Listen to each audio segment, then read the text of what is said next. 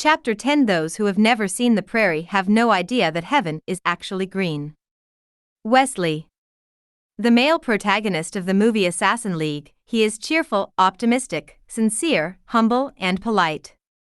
He is a struggling young man with lofty aspirations. Therefore, although he lost his mother since childhood and did not know whose bodily fluids he inherited, he grew up healthy and happy. Society is the best university, and it has taught Wesley many profound truths. One of them is to learn to be strong without a good father. Wesley, who entered the society, worked hard and finally got a decent job with his own efforts.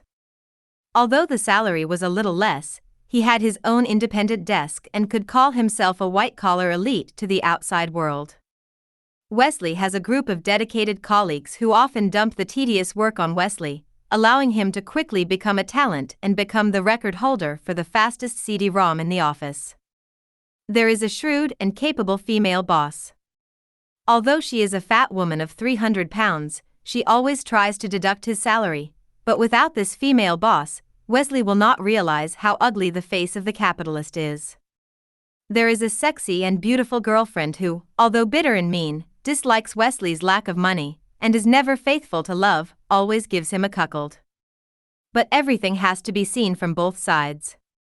Without this always-on girlfriend, Wesley could not have maintained a healthy color as always. Oh, by the way, Wesley also has a good buddy who is arrogant.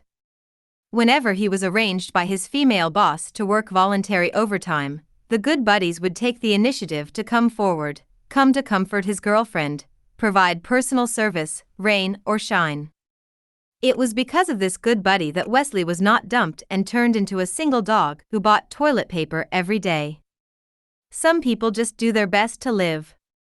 Wesley knew this well, so he still stubbornly survived, even though he knew his girlfriend was actually in the shape of a good buddy.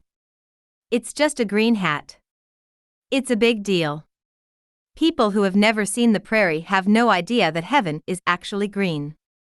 The above is purely water. The above is too much plot. Briefly introduce the person Wesley. Well, the above is pure nonsense. This is blatant water word count. Cheerful personality and optimism do not exist.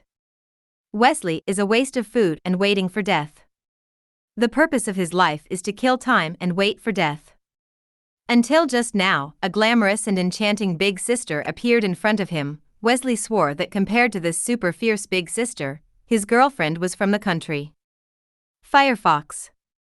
The core member of the Brotherhood, because the cross keeps killing members of the Brotherhood, and no one is his opponent, Firefox was ordered to bring back Wesley and train him to become a top killer. In this world, only Wesley can kill the cross. The cross has been guarding his son, and he arrived as soon as he discovered the whereabouts of Firefox. Unfortunately, he was still a step behind. Firefox took the lead in contacting Wesley and gained his trust. This is a matter of course, a middle-aged man with a stubborn beard, and a sexy and beautiful big sister, choose one of the two. This is a scoring question. At night, the roads are brightly lit, and the nightlife in the big city is about to begin. A powerful engine roared from far to near, and then red lightning flashed across the restless wind. Dodge Viper gallops on the road. Firefox sits in the driver's seat with a grim face, controls the steering wheel with both hands, and performs all kinds of thrilling lane changes and overtaking. The extremely fast red supercar is so fast that it makes people scream. Wesley in the passenger seat is pinned to the seat by a strong pushback, the screaming whistle, the light and shadow passing by the window, never experienced before. These Wesleys, heart-thumping unsatisfactorily. God, you can slow down, he can't catch up. Wesley's mouth was dry, lest he would die from speeding in the next second. No, he's right behind him. Hearing this, Wesley glanced at the rear mirror. The crucifix box truck was hanging behind him, and it was getting closer. Thinking of the madman who drew a gun and killed him without saying a word, Wesley's heart froze, and the chills all over his body stood up. Then please hurry up. Firefox's face changed slightly. She had already raised the speed to the fastest, but what the hell, a tattered transporter could keep up with the supercar, and it still had the stance of overtaking. On the box truck, Cross was holding the handlebar in one hand and the pistol in the other, his eyes fixed on the Dodge Viper in front of him. Russell's driving skills were really good, and he was not thrown away. However, when he caught a glimpse of Russell out of the corner of his eye, his heart almost jumped out of fright. "Fuck. What are you doing? Turn the radio," Russell said, of course, holding the steering wheel with one hand and turning the knob with the other hand. "Of course I know you're tuning the radio, but can you change the time and look ahead while driving with your hands on the steering wheel?" The Cross was about to collapse, and the current speed was replaced by him, and he dared not say that the car would never roll over, but Russell still had the mind to tune the radio. "Relax, my car won't overturn." After tuning a few channels, all the information about the road conditions was broadcast. Russell was dissatisfied and patted the car radio, completely ignoring the phantom of the vehicles whizzing past him. The Cross is very regretful. If he knew that Russell did not need to brake when driving, he would not drag him.